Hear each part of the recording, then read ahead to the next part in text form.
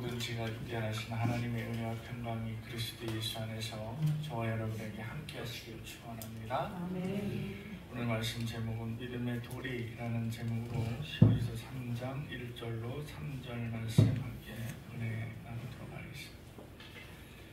평생을 여고를 나와서 이제 대학 입시 시험을 치른 여학생이 인터넷에 이런 질문을 했습니다.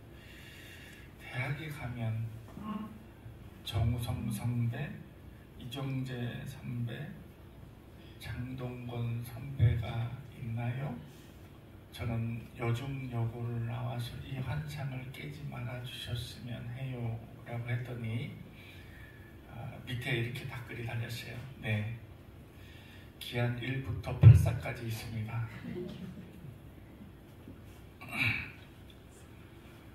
히브리서 저자는 예수님께서 영적인 피조물인 천사보다 뛰어남을 강조했지만은 오늘 말씀에서는 저자가 약간 시각을 달리해서 이스라엘 백성들에게 가장 위대한 지도자 또는 율법의 수령자였던 모세보다 뛰어나심에 대해서 말씀하고 있어요.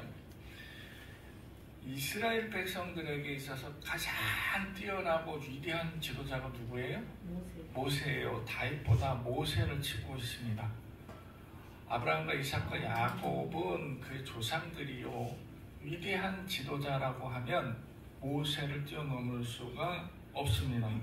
그리고 모세가 한 일 중에 이 백성들을 애굽으로 탈출시킨 것 외에 또 뭐가 있죠? 네. 율법을 받은 자.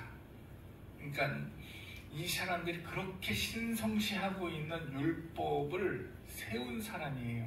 그렇기 때문에 이 모세는 이스라엘 백성들에게 감히 어떻게 범접을 할 수 없는 그런 위치에 있는, 그러니까 신분상 뭐라 그럴까 이제 조금 신과 동급은 아니지만 거의 근처에 가까운 자라고, 감히 내가 모세와 함께 할 수 없는 그런 신분상 아주 지극히 높은 위치에 있는 사람이다.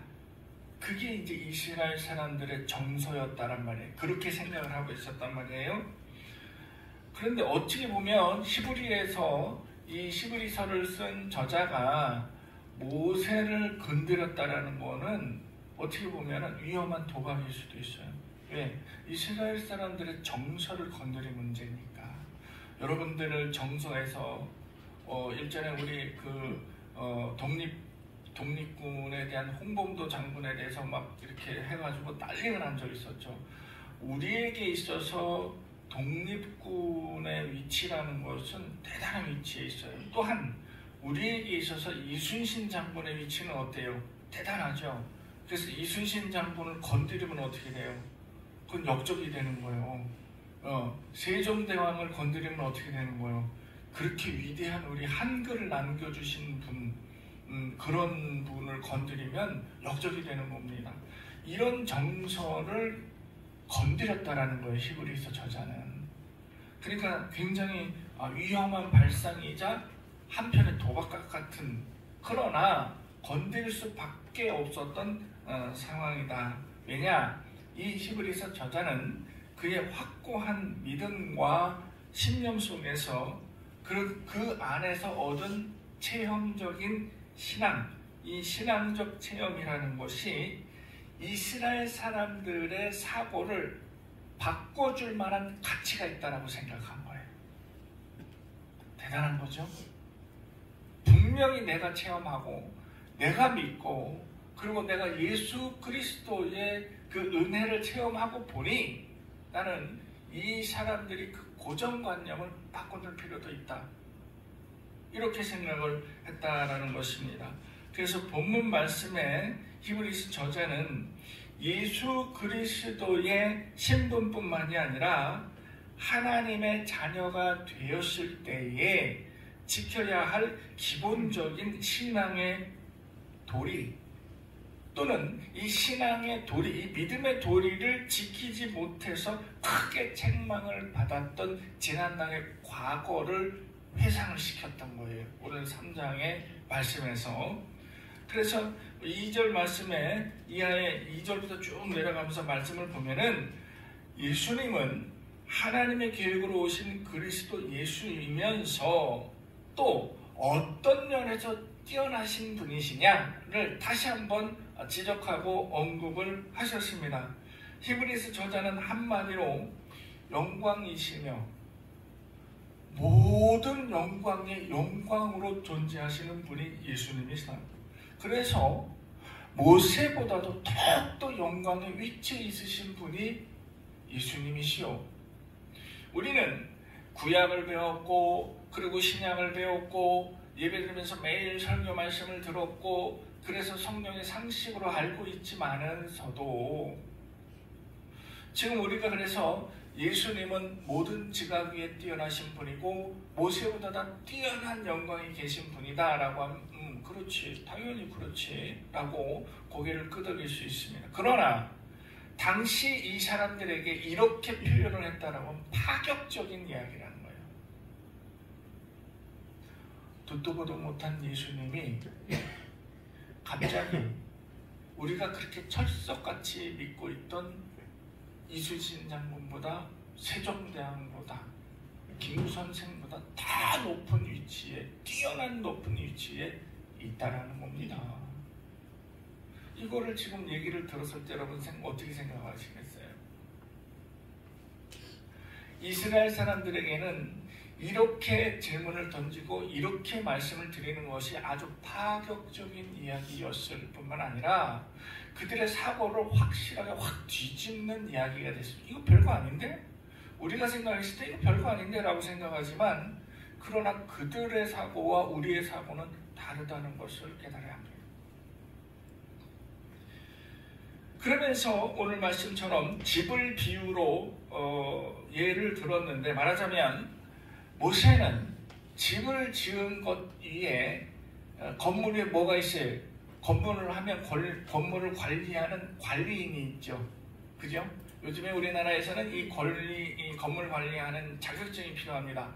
자격증 없이는 건물 관리도 못해요. 건물을 관리하는 사원을 뿐이다 라고 지적을 하고 있어요. 그러나 예수님은 뭐예요? 이 집을 지으신 이다 라고 이야기합니다. 근데 집을 지은 건물주다 라고 이야기해요. 관리인하고 건물주하고는 차원이 다른 거예요. 그렇죠? 건물주는 관리인에게 월급 주는 사람이잖아요. 그래요 안 그래요? 권사님 관리인 써봤어요? 아직은 안 돼요? 몇 개 더 있어요? 관리인 있는 거요? 네. 관리는 내가 그냥 그 능력으로 건물을 관리할 수 있는 그 능력이지만은 주인은 달라요. 주인은 그 관리를 자를 수도 채용할 수도 있어요. 이게 주인의 능력입니다. 고린도후서 3장 6절 이하에 보면은 사도 바울은 모세의 영광이 사라질 영광이다 라고 이야기합니다. 모세가 받은 영광은 굉장히 높은 것 같이 여겨지지만 사실은 그는 인간의 한계가 있다는 것을 지적하고 있습니다. 인간으로서 한계가 있습니다. 아무리 높은 위치에 있어도 인간의 한계가 있습니다. 모세의 영광은 그래요. 반면 제가 말씀드리는 예수님의 영광은 그 질이 달라요. 우리에게 생명의 빛을 주시는 영광입니다. 예수님의 그 영광의 빛으로 인해서 우리가 생명을 얻을 수 있습니다. 라고 말씀하신 게 사도 바울의 이야기입니다. 모세의 영광과 예수님의 영광은 이렇게 완전한 격이 다른 영광의 모습을 보이고 있다라는 것입니다. 그래서 오늘 말씀에 보면 훌륭한 집을 지었는데 이 집보다 더욱 귀한 존재는 지은 분이시다. 그러면서 하나님께서는 온 우주 만물을 지으셨는데 예수님은 그 지으신 분의 아들이시다. 지난번 말씀드렸죠? 장자라는 거죠. 맏아들이라는 거죠. 온 만물을 지으신 하나님의 아들은 온 만물의 뭐요? 주인이시라는 거죠. 그 유산 상속을 받아야 되니까. 이렇게 예수님께서 어떤 분이신가를 간단한 예를 들어서 비유로 하신 말씀인데, 우리는 예수님이 지금 지난 시간부터 계속 어떤 신분상으로서의 위치, 덕으로서의 위치, 구원할 주로 오신 예수님의 위치, 모세보다 더 높은 위치에 계신 분이라는 것을 머릿속에 꼭 넣고 기억을 해 주셔야 될 것 같습니다. 예수님께서 결국에 이 땅에 오실 수밖에 없는 그 이유는 이겁니다. 인간의 얄팍한 믿음, 이것 때문에 오셨다고 봐요. 히브리서 저자는 이스라엘 백성들의 선조들, 그러니까 지금 그들의 조상의 조상, 그 선조들이 예전에 애굽에서 탈출해서 나왔을 때 그 당시 일을 다시 한번 떠올리고 다시 한번 지적해 말씀을 하고 있습니다. 여러분 선조들이 애굽 땅을 나왔을 때 그 광야 40년을 한번 기억해 보십시오. 우리 구약의 성경에서 보면 광야 40년에 별별 일들이 다 생겼습니다. 40년 전 도대체 이 사람들은 도대체 어떻게 살았기에 이렇게 많은 문제들이 있고 많은 일들이 발생하였는가 싶을 정도로 40년 동안 정말 많은 일들이 생겨났다는 것입니다. 하나님께서 그래서 우리에게 당부하는 것은 바로 이거예요. 너희들이 광야 40년을 기억해봐라. 40년 동안 이스라엘 백성들은 자기를 그렇게, 여러분 6월절 사건 아시죠? 이 6월절 사건, 그 이전에 모세가 10번의 시험을 바로와 대적을 하면서 싸워 성취한 이런 내용들, 이거 하나만 보더라도 만약에 내가 이스라엘 백성이라고 하면 그 한 사건으로 인해서 죽을 때까지 하나님을 배신하지 않을 거다, 이렇게 작정할 수도 있습니다. 여러분 안 그렇습니까? 이 10가지 재앙 중에 한 가지 사건, 또는 6월절 사건, 모든 장자가 죽어 나자빠지는데 우리만 괜찮은 이 6월절 사건을 겪으면서 하나님이 존재하시고 하나님 위대하신 분이라는 걸 깨달은 순간 평생도록 겁이 나서라도 하나님을 배신하지 않으실 거예요. 그런데 이스라엘 백성들은 달랐다는 얘기입니다. 그 많은 것들을, 더더구나 시내산에서 정말 하나님을 만났습니다. 시내산에서는요, 여러분 성경을 자세히 보면 일반 백성들까지도 하나님을 만났습니다. 그 이만한 돌덩이들이 날아가는 그 큰 우레와 같은 소리와 폭풍우를 만나면서 무서워서 머리를 숙이고 벌벌벌벌벌 떨어져 나가면서도 단 한 사람도 다치지 않고 그 우레와 같은 하나님을 고개를 들 수 없을 정도로 만났어요. 그리고 장로들은 모세와 함께 나서 만났어요.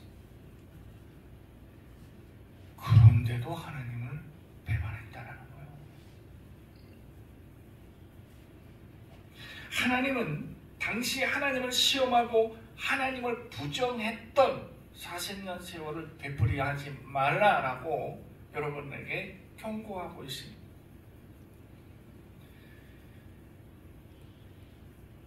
그래서 하나님께서 이렇게 경고하시는 건 8절의 말씀처럼 우리들의 8절 한번 읽어볼까요? 자, 시작. 광야에서 시험하던 날에 거역하던 것 같이 너희 마음을 완고하게 하지 말라, 완악하게 하지 말라, 강팍하게 하지 말라 라고 표현이 되어 있습니다. 우리들의 마음을 아주 완고하고 완악하고 강팍하게 하지 말라는 이 경고를 하나님께서 우리에게 하고 계심이. 여러분, 마음이 어때요? 마음이라는 게 뭐예요? 마음, 내 속이죠. 내 속, 내 이 속, 이 마음이라는 것은 우리 인간의 사고와 행동의 아주 중심 역할을 합니다. 중심 요소입니다. 내 마음먹기에 따라서 이럴 수도 있고 저럴 수도 있습니다. 그죠? 근데 겉은 그래도 속마음 때문에 이럴 수도 있고 저럴 수도 있다는 이야기입니다. 그래서 이 마음이라는 것은 쉽게 얘기해서 속사람이라 얘기할 수도 있습니다. 그죠? 우리는 지금 이 겉사람과 속사람이 두 사람으로 존재하고 있다는 거예요. 제가 권사님의 속사람을 알 수 있어요? 권사님은 저의 속사람을 알 수 있어요? 솔직히 얘기해요. 그래도 몰라요? 그렇습니다. 모릅니다.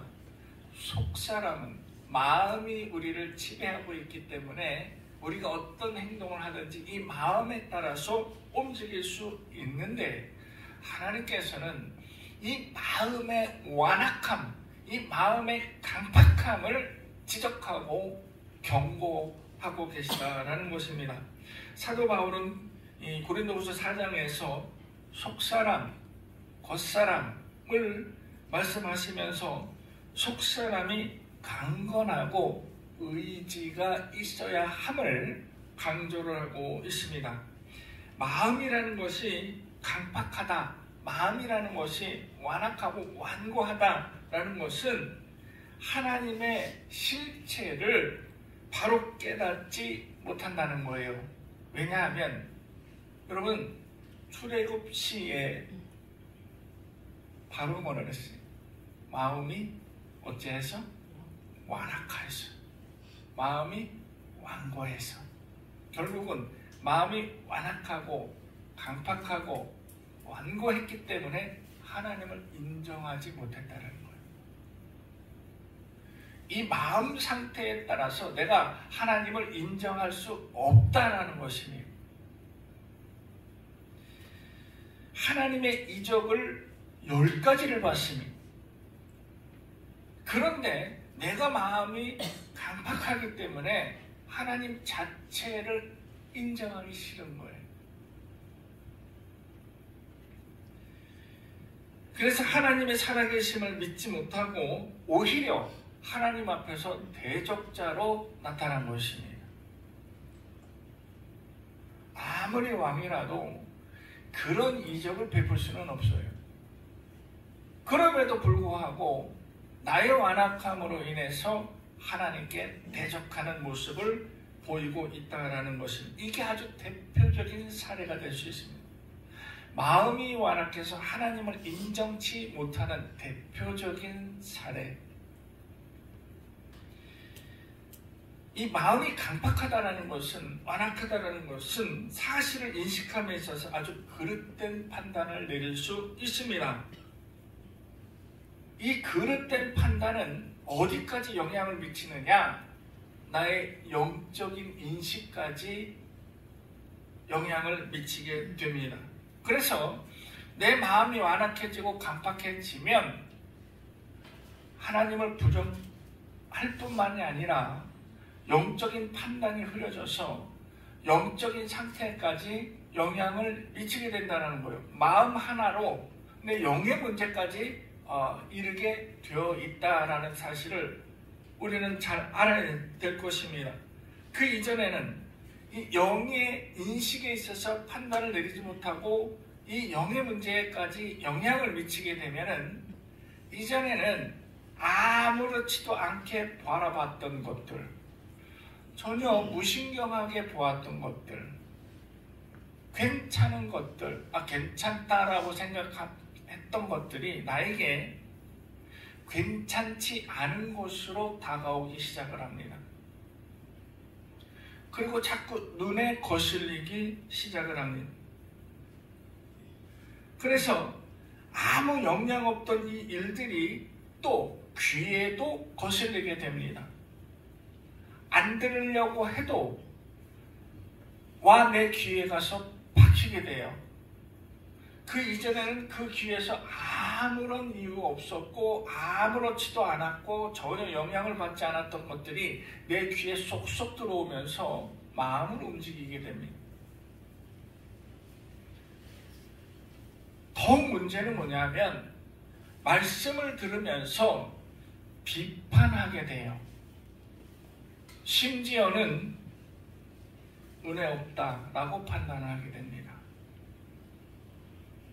이게 영의 문제까지 이르게 되는 거예요. 이렇게 되면 우리는 우리 자신을 그래서 매일같이 돌아볼 줄 알아야 되는 것입니다.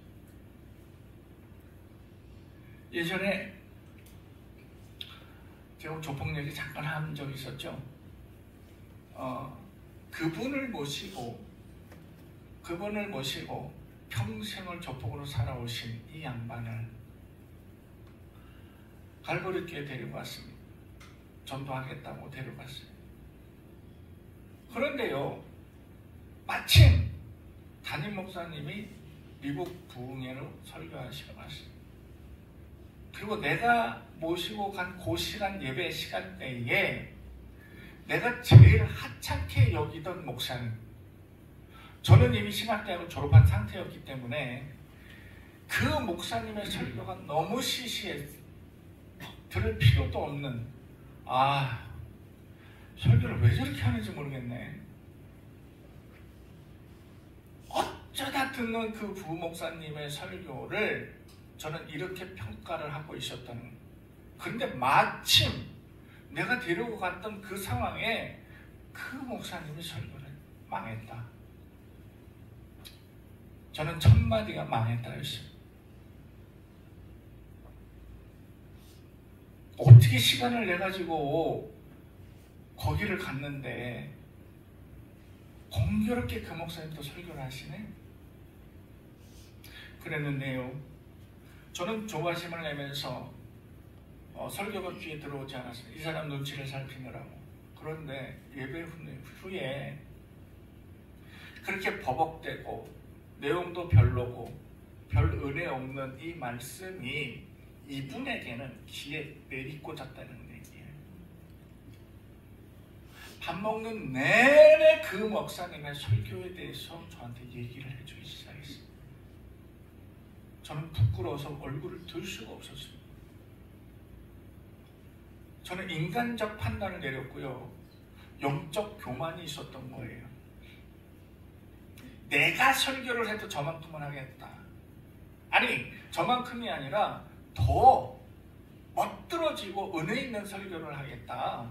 어떻게 저렇게 대학원까지 목사 안수까지 받은 사람이 설교가 저 모양입니까? 학부 졸업한 나보다도 못하게? 라고 판단을 하고 있었던 거예요. 그래서 그분의 설교를 아예 들으려고도 노력도 하지 않았다라는 거죠. 왜? 은혜 없어. 설교 이상해. 그러나 내가 데리고 간 이분은 예수의 옛자도 모르는 사람인데 그냥 무한 감동으로 말씀을 들었던, 그래서 너무 흥분돼가지고 밥 먹는 내내 나한테 이 말씀을 전해줬던 그런 기억이 떠오릅니다. 하나님께서는요, 내가 말씀을 듣고자 하면 어떤 방법으로든 하나님의 말씀 전달해 주십니다. 여러분들 중에 누군가가 이 자리에 나와서 몇 마디 말씀을 전해도 듣고자 하면 그 말씀이 나에게 커다란 힘이 되는 은혜의 말씀이 됩니다. 그러나 마음이 광팍해지고 완악해져서 내가 마음이 조금 삐딱해지면 그러면 벌써 영에까지 미치게 되고 내 마음이 명령을 내리기를 조금 삐딱한 시선으로 들을 수밖에 없고, 그러면 벌써 목사님 설교에 말꼬리를 잡고 뭐 예전하고 똑같지 않아? 뭐 들으나 안 들어? 맨날 얘기 그 소리가 그 소리로 제목만 보면 다 똑같고 이렇게 변해버리고만.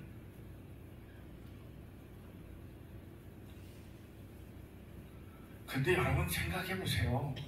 아무리 성경 말씀이 다르다고 해도 아니 10년, 20년 똑같은 성경으로 똑같은 주제로 가지고 이 말씀을 전하면 사실은 한계가 있습니다. 나도 인간인데 그래요 안 그래요? 여러분 같으면 안 그러시겠어요?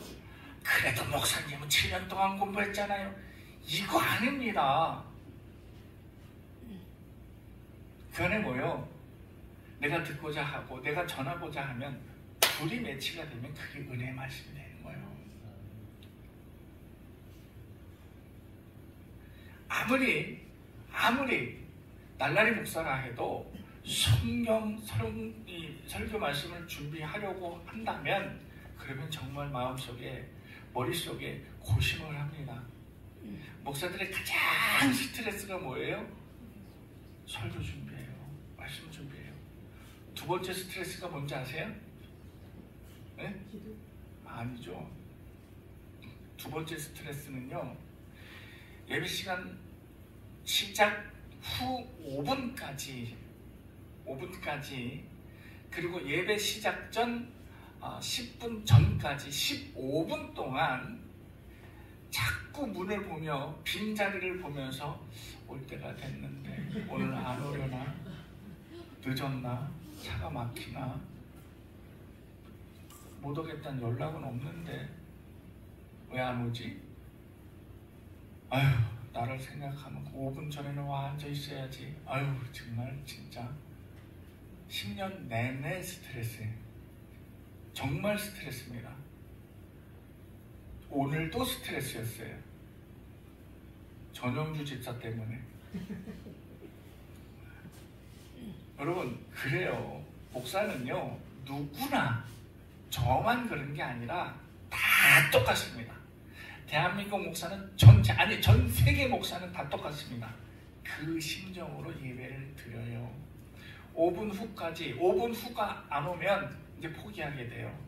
그런데 5분 지나서 전까지는 이제나 저제나 하는 그 조바심, 노심초사 이런 예배를 기도하고 찬송을 하면서도 머리에 반은 왜 안 오지? 전화를 한번 해보라고 할까? 어제 눈치 좀 줘봐야 되나? 이런 갈등으로 예배를 드려요. 5분 지나면 그제서야 포기가 됩니다. 아 이번 주 안 오겠구나. 이게 진정 여러분들을 생각하는 목사의 입장이에요. 이제 이 얘기 들으셨죠? 그럼 몇 시까지 와야 돼요? 네, 5분 정도. 이 말씀을 들으려고 들은 게 아니라 하여튼 마음이 강박하면 이렇게 삐딱한 시선으로 앉아있을 수밖에 없고 그리고 내 생각으로 말씀을 판단할 수밖에 없고 비판할 수밖에 없는 거예요. 이게 뭐예요? 하나님이 경고하신 거예요. 마음을 강박하게 하지 마라.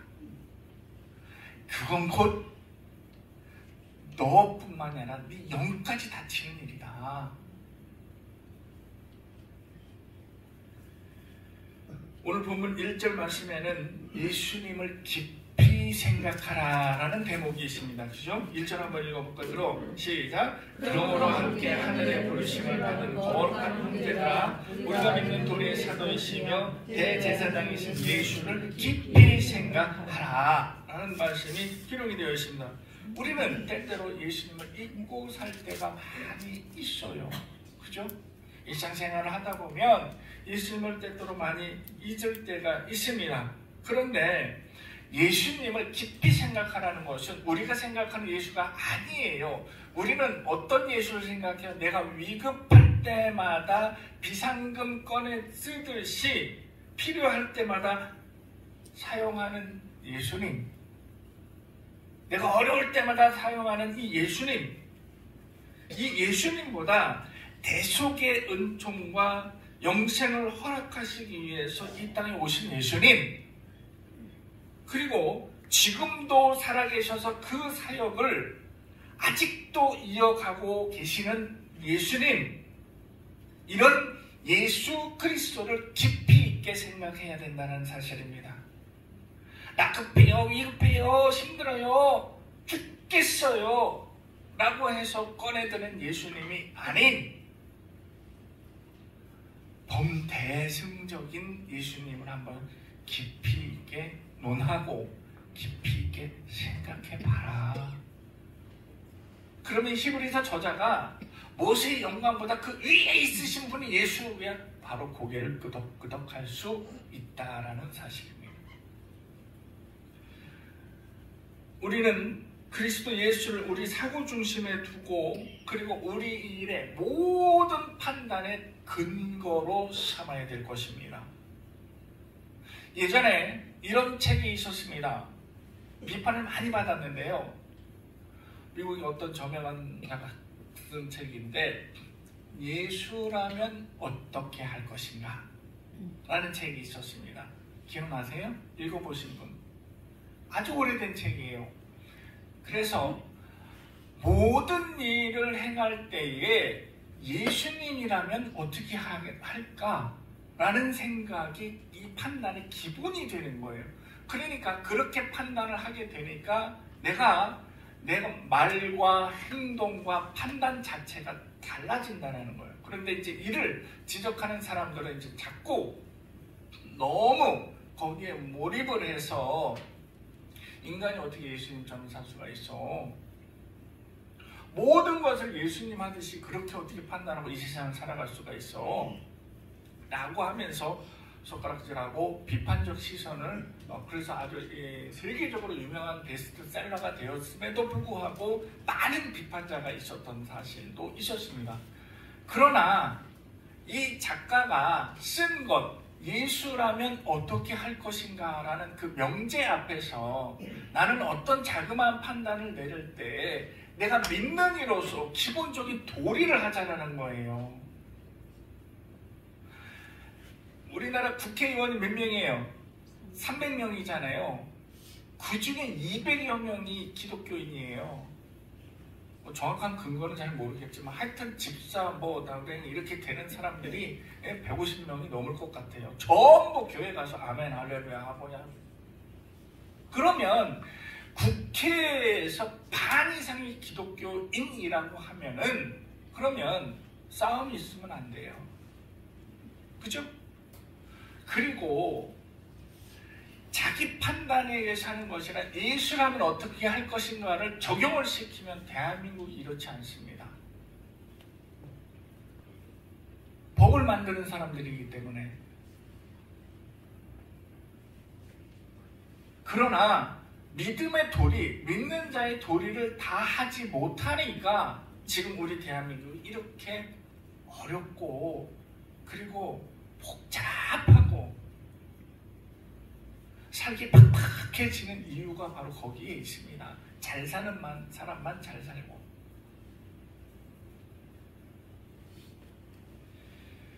우리가 때로는 믿음을 지켜나는 것이 버겁기도 해요. 왜? 예수라면 어떻게 할 것인가를 대입을 해보면 섣불리 행동할 수 있는 게 거의 없어요.